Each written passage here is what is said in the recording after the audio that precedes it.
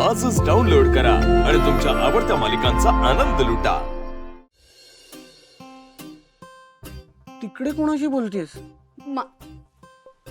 कोणाशी नाही, माझा आपलाच. मी काय म्हणतो, आपण ना तुझ्या विमानाचं सगळं इंटिरियर एकदम कस्टमाइज करूया. म्हणजे तुला सीटचे कुशन्स कसे हवेत, त्याचा कलर कसा हवाय, कर्टन्सचा कलर कसा हवाय, त्याचं टेक्स्चर कसं हवंय, बाकी फर्निचर तू म्हणशील तसंच सगळं होईल. चालेल? उडेल. पण ऐक ना, ते सगळं होईल रे.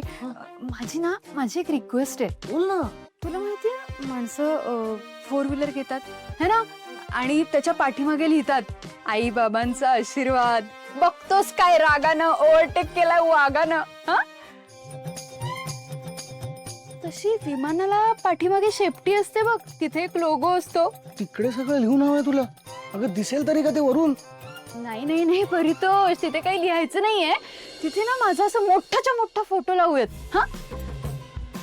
म्हणजे माझं विमान असं आकाशातून निघालं, लोकांना लगेच कळेल दामिनी किर्लोस्करचं विमान आहे. हे सगळे किर्लोस्कर बंगल्याच्या बाहेर उभे राहतील आणि वर बघतील, दामिनीचं विमान. जळतील मेले. चालेल? चालेल काय? डन, ठरलं. दामिनी आत्याच्या विमानावरती तिचाच भला मोठा फोटो लागणार. मी तुला उद्याच डिझाईन्स दाखवतो. पुढच्या 4 दिवसात तुझ्या दारात विमान येईल की नाही बघ. आता ठरलं, आता फायनल. आता अजिबात नाही म्हणू नको. ओके?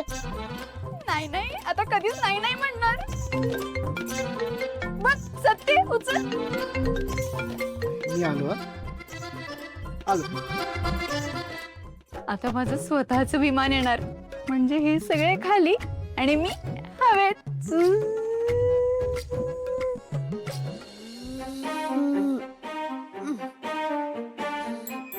विमान चालवते, विमान.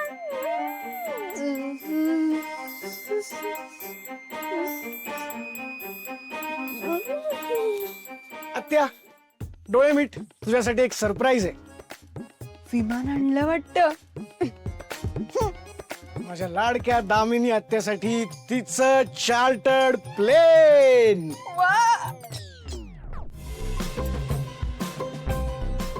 शी, हे काय आहे परितोष? मला वाटलं होतं खरं विमान आणतोस माझ्यासाठी गिफ्ट म्हणून. वाटलं म्हणजे काय, देणारच आहे. पण तोपर्यंत हे मॉडेल ठेवून घे ना. म्हणजे काय, तुझं विमान तुझ्या नेहमी नजरेसमोर राहील आणि तुला अंदाज पण येईल ना तुझं विमान कसं दिसेल ते. घे घे घे. हा, चालेल. वाव, छान आहे रे. छान आहे ना? आणि हे बघ, माझ्या साडीला मॅचिंग आहे. फक्त ते शेपटीवर तुझा फोटो म्हणालीस ना, तेवढं फक्त राहिलंय. पण तू मला फोटो दिलाच नाहीस, मग मी लावणार कसा? हा रे, 1 मिनिट. हे घे.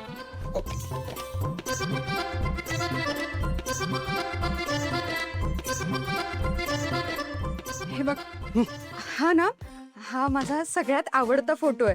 हा चालेल मला याच्यावर. हो, खरंच सुंदर आहे है ना? का ते? काय हवं? कात्री दे ना. 1 मिनिट. हे घे.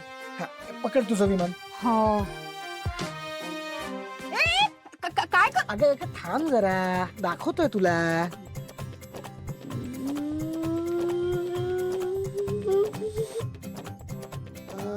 हा, हे घे. तू हे पकड.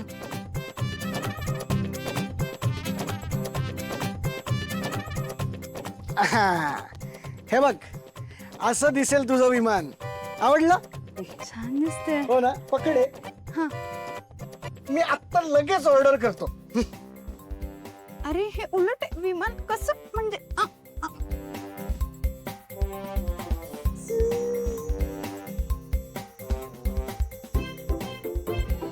गणी डॅडी बाबा आहे ना. गणी बाळा शांत होते. हे बघ, बाला काय बी नाही होणार. तो ठीक आहे.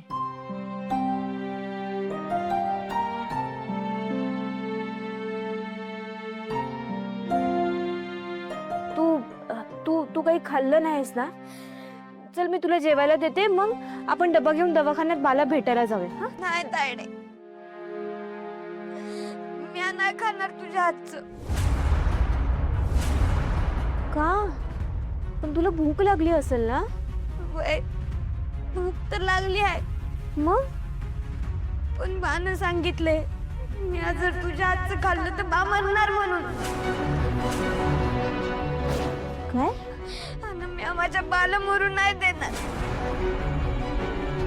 आणि काय बोलतोयस तू? आरती मामाला काही होणार नाहीये, कळलं का? आपण नेलंय ना त्याला दवाखान्यात आणि ट्रीटमेंटही सुरू आहे. पारू, तू नको काळजी करू. गणी, बाळा तुला भूक लागली आहे ना? चल मी तुला काहीतरी खायला देते. काही नाही होणार आहे बाला, बा बरा होईल आणि लवकर घरी येईल ना बाळा. चल काहीतरी खाऊन घ्या. प्रीतम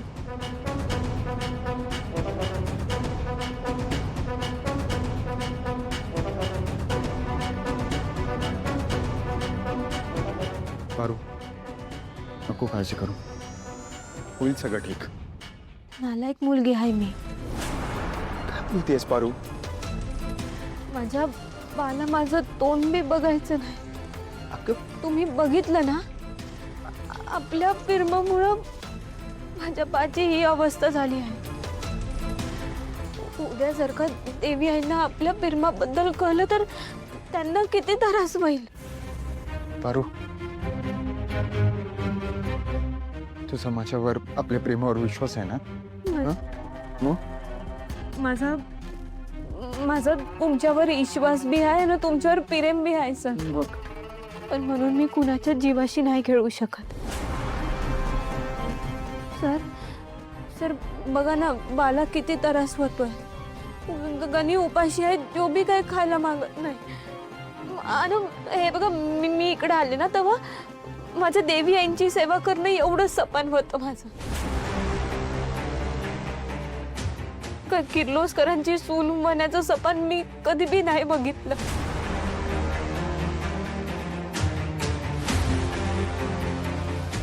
मला माझ्या आईचं प्रेम नाही मिळालं. पण आता मला माझा बाप पाहिजे. आदित्य सर, काय बी झालं ना तरी जगात बा शिवाय काय बी नाही. माहिती तर एक दिवस हेच घडणार. माघार घे.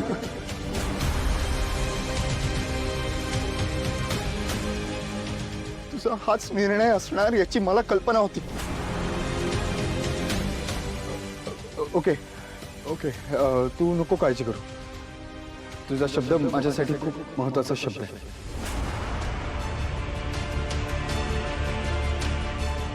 तू जो निर्णय घेशील तो मला मान्य असेल.